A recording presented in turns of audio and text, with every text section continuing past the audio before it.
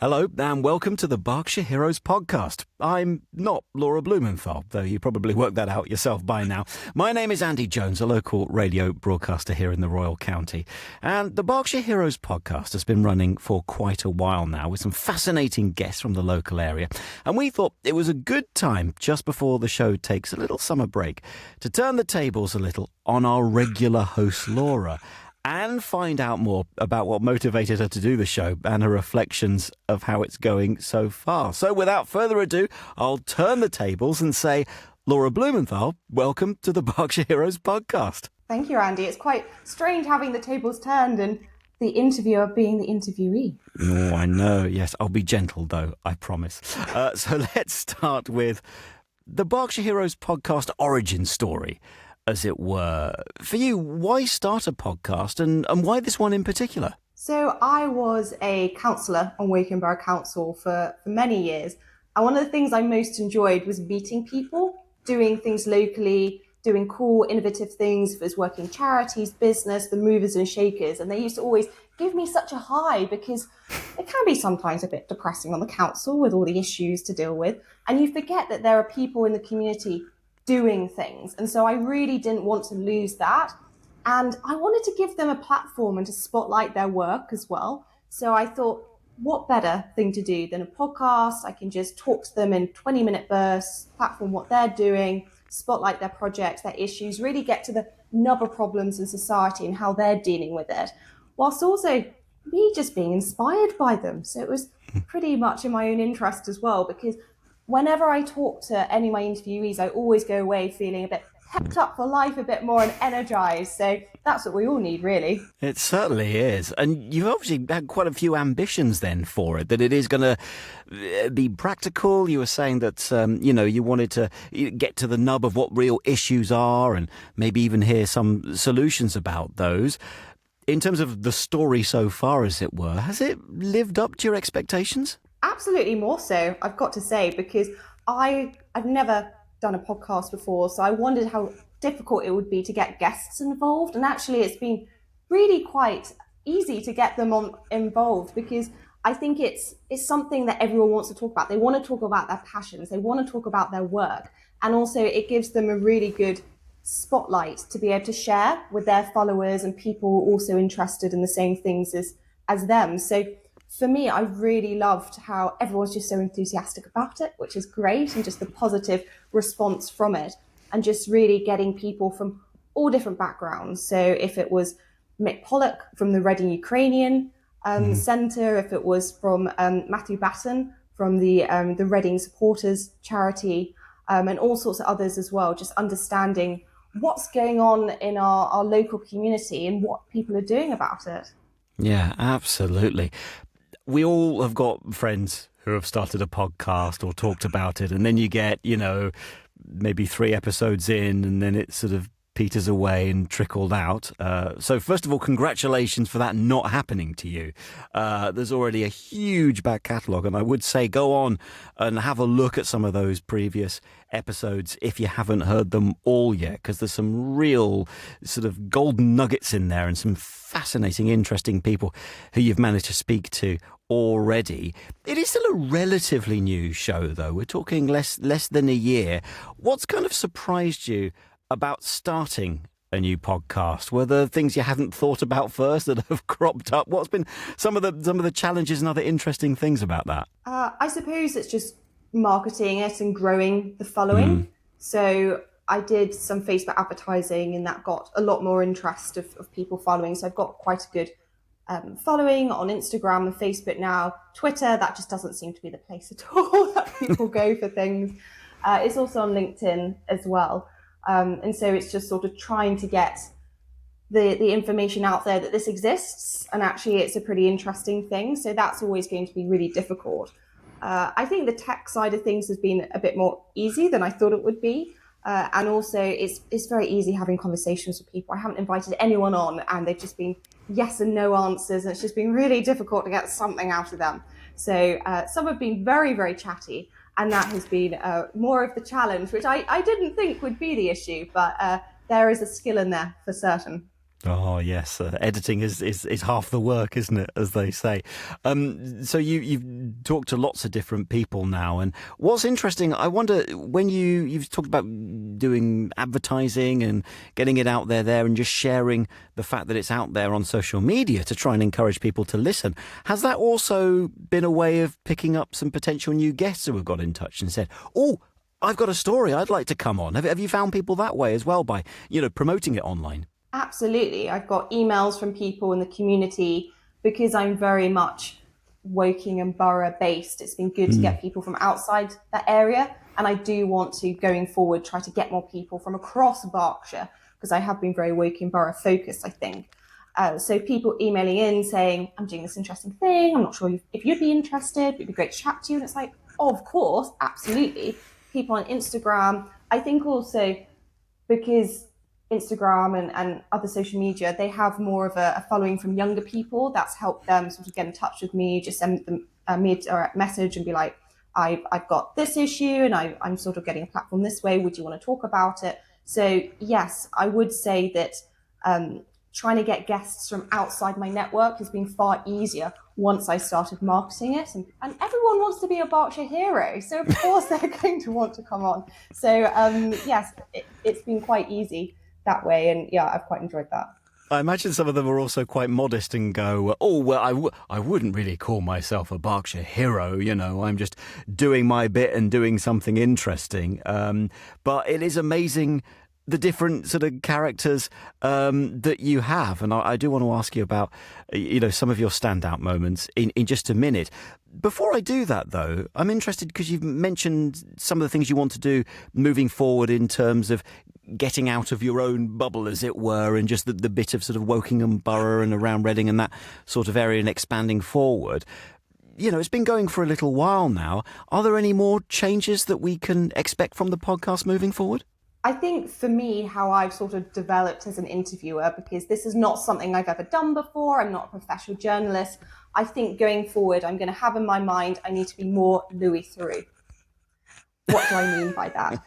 So I think most of us in our day-to-day lives, if we work in business like I do, and when I was a counsellor, we come to conversations and we're either thinking about trying to persuade someone or put our point across, use evidence, but we don't use questions as well as journalists do to really get to the nub of issues. And I remember when I was interviewing Donna Wills, the animal physiotherapist, who was amazing, when I asked the question I asked everyone of, if you were Prime Minister, what would you like changed about the country? She said about that she didn't want there to be buy-to-let mortgages available for properties. Because she thought that would be a way to free up properties for first-time buyers to get in the housing ladder. And I was quite stumped by it because I thought she was going to say something about animals, first of all. And second of all, I thought that this was going to have lots of unintended consequences. And I wish I'd asked her just questions about, is it fair for people to be able to buy properties, to be landlords, if they just have a load of money, and sort of your normal everyday people, if they need a mortgage, to maybe have a bit of income from a buy-to-let, that they're disqualified from it, and also how do you think that's going to affect the rental market and rental prices for renters? And I think I can do a better job on that going forward. So I'm definitely going to be more Louis Theroux on that.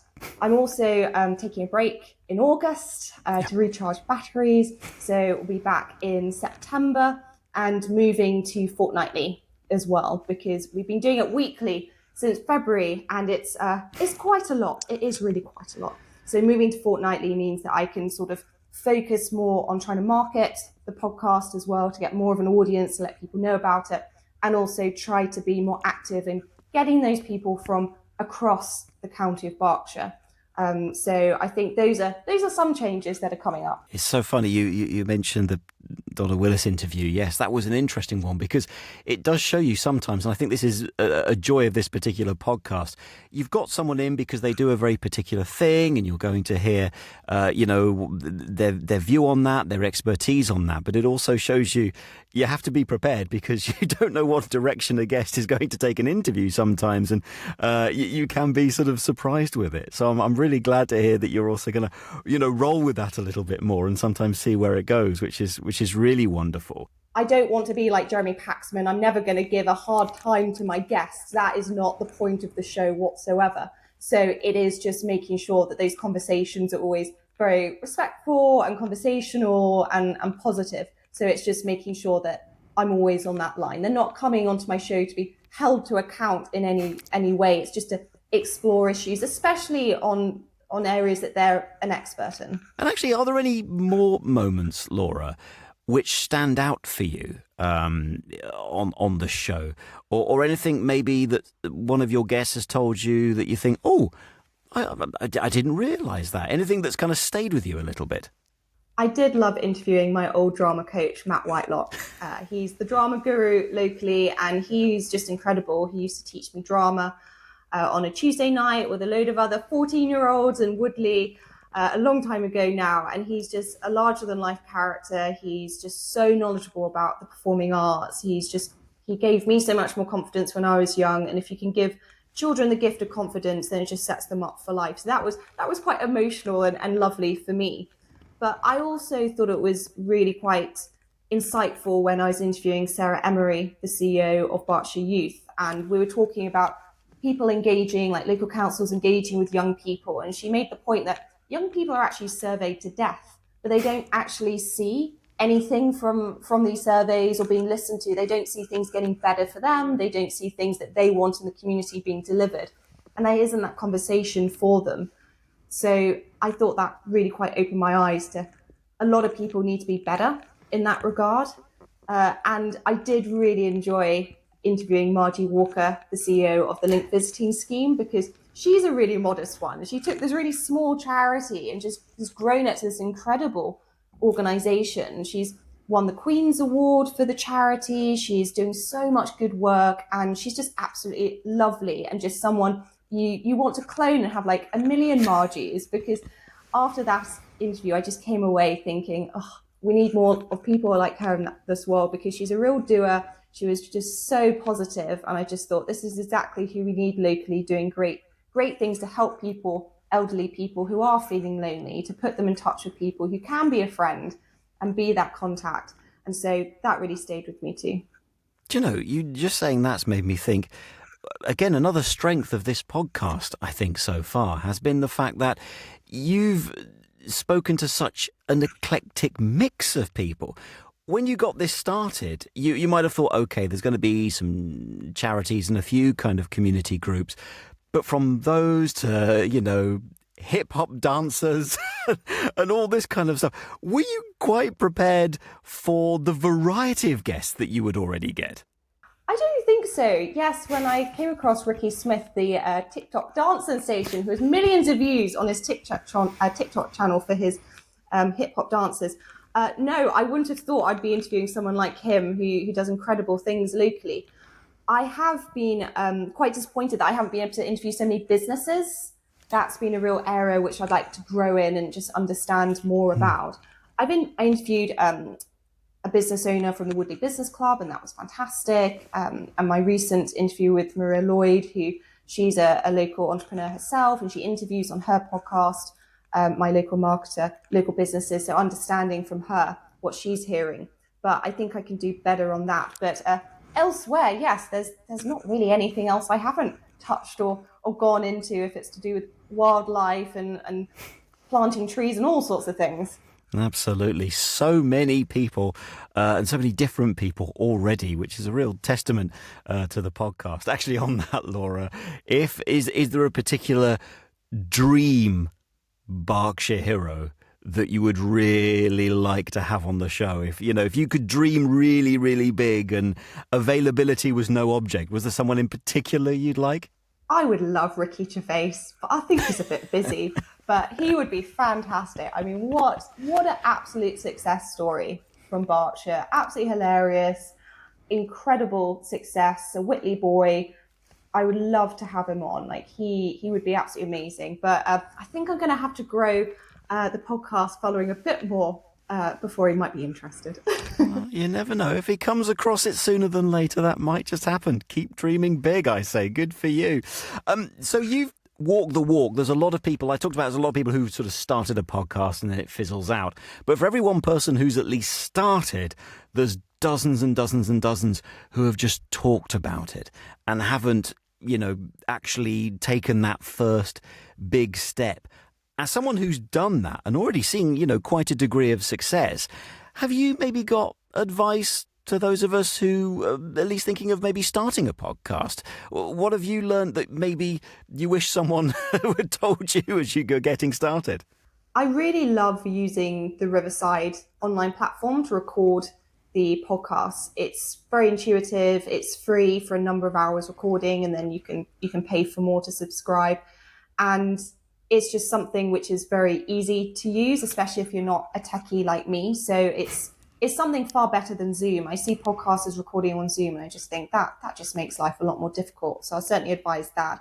And also, I have found that having some Berkshire Heroes business cards in my purse always helps, because I'm going here, there, everywhere locally, and I just meet someone doing something cool. Like, I was at an event and I met Matthew Callow, a local mental health nurse, and I just thought, oh my gosh, you've got to be on the show. Gave him a card, he emailed me, we made it happen. So I think just being prepared to find guests and cool people everywhere, and having that card so you can definitely clinch that opportunity when you've got it, is amazing.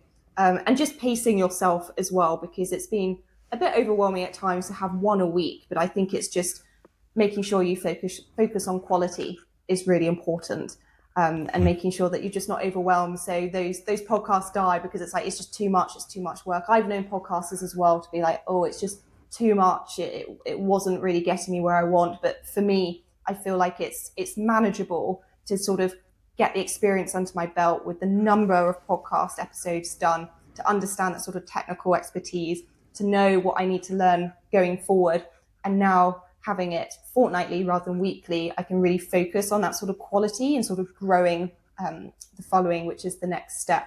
And I think what I went into this for is to continue to get that inspiration from all these people doing things. Is exactly what I've got. I haven't been turned off from doing the podcast because of the work.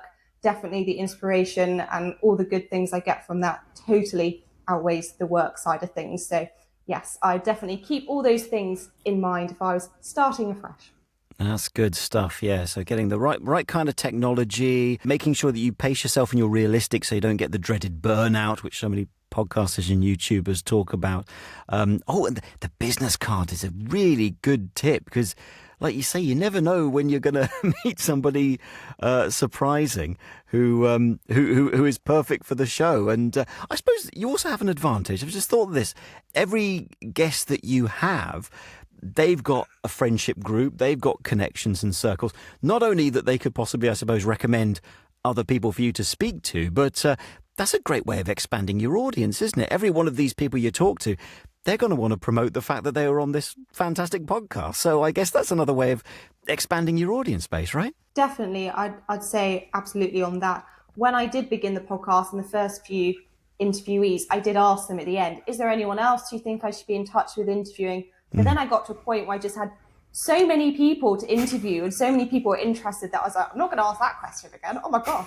But I maybe should have done and written down all their names somewhere. So that's something to keep in mind as well. But of course, they've got incredible networks as well. And they've got people they know doing incredible things who I certainly don't know about. So it is trying to make the most of those networks. I mean, I suppose I can send out emails to them again, obviously thanking them for their time that they take on these podcasts, but also asking them for people afresh as well. But they always have to have a Berkshire connection. That's the thing. Sometimes they say, I know this amazing person in Newcastle. It's like, no, I'm afraid not, sorry. Yes, there is a specific remit with the show, and that probably wouldn't count. Actually, on that, the answer might be no, I really don't know. But have you had much feedback from people who have been on the show afterwards, maybe once they've seen it, that they really sort of liked how it came together, and maybe said, oh, it wasn't as scary as I thought it was initially going to be? Have people been quite positive about the show who have been on the show? Absolutely. And I think it's a good vehicle for them to sort of explain what they do as well. So they've been very positive. I think it's also good practice for them for when they do other podcasts or go and do media. So I think they find that helpful too. But I've mostly just had very good feedback from listeners, from people who are, someone messaged me saying that she listened to my interview with Nicole Bryan, the birth doula, and just said how she wished she'd had one when she was pregnant with her son, who she gave birth to earlier this year. And I've had quite a few similar ones to that. So it seems to be something people are really concerned about, and they think that they're not hearing from these people as much as they'd like to. So it is great when you hear from someone you don't know and they've just dropped an email into the inbox and just said, I listened to this on the off chance and I just thought it was great and I really like this, and it spoke to my life experiences as well. Yeah, and what a confidence booster as well, Laura, to get that from people who you don't even necessarily know, who say that they're sort of listening and they're getting something from it. That's really wonderful. So I know that you're taking a well-deserved summer break now before the show returns in September. We've talked about some of these things already, but just to really kind of nail it down, what are we going to see that is different, and what sort of things are you going to be focusing on more now with the podcast on your return? I want to be talking to more younger people because I don't feel like they've had so much of a voice on the podcast yet. So I'm actively looking out for them and also encouraging them to get in touch as well to understand their experiences, because I think it is quite a tough time to be a young person and navigate the world. So that's something I'm definitely going to be focusing on more, and just trying to get a bit more professional with it, a bit more slick on the sort of social media and graphics and all of that. But I'm self-taught on all these things, so it's not going to be perfect, but I'll get there. There's nothing wrong with learning by doing. That's what I certainly always say. And lots more to come then. I guess if you are having the break and thinking, oh no, I want more Berkshire Heroes, of course, there is a impressive back catalogue now, we can already say, of shows that you can look back on, so you can still get your Berkshire Heroes fix before it does return in September. And I'm not going to let you go without asking the classic final question that Berkshire Heroes podcast is becoming famous for. So, Laura Blumenthal, I have to ask you now, if you were Prime Minister, what would you change about the country and why? I've been so intrigued by this question for the answers, because some people give a very specific answer, like they want to ban Marmite, and some people make it a bit more general. So I'm going to say two things, if I'm allowed. One, which it would be a specific policy, and one which would be more of sort of a general change in culture. And the first one being, I'd really love to introduce economic education into secondary schools, just basic economic education, because I went to my local comprehensive school and I wasn't given anything on that at all. And just trying to navigate the world, understanding politics when you haven't been given that sort of foundation is very difficult. Most of politics is economics. So to raise children and put them out in the world without any knowledge just seems not very responsible. And also, everyone says young people need more personal finance education. They need to understand more about pensions and mortgages. I know there's a real concern about when my generation retires, a lot of them won't have owned homes, they won't have paid off a mortgage. So how are they going to cope with that, with renting and perhaps smaller pensions and perhaps no state pension? We'll see. So that is definitely a policy I'd love to introduce. More of a general one, I do wish as a country we would think to travel more outside of the Western world. So going on holiday to other places, because there's so much going on and I don't think people really appreciate what Britain's doing, what we can perhaps learn from other countries, from just sort of holidaying in America and Europe, as much as I love those places, but just going a bit further afield, perhaps going to Japan or Singapore, or just going to developing nations just to see what it's like a bit more. I know Eastern Europe is becoming a lot more popular, and that feels very different to Western Europe, so that's quite helpful. But I do think we have a sort of a cultural sort of usage of just going to the countries we know. I love going to Spain, I love going to Italy, but it is sort of pushing ourselves out of the comfort zone. Sometimes it's not always, it's not something we can do. If it's, bringing the family to India, they may not want to do that if they want to go somewhere else, or financially it may not be possible. But it's just something to keep in mind, because there's a whole world out there, and it's always good to get perspective and sort of take the best of elsewhere, and also really kind of understand where we are and our society and how fortunate we are as well. Some good answers there, and interesting one in terms of broadening your horizons, though I'm not sure what I feel about losing my standard 2-week holiday in Bournemouth Who knows? Maybe I might give it a go. That was wonderful, Laura. Thank you so much for your time, and thank you for joining me, for once, on the Berkshire Heroes podcast. Thank you, Andy.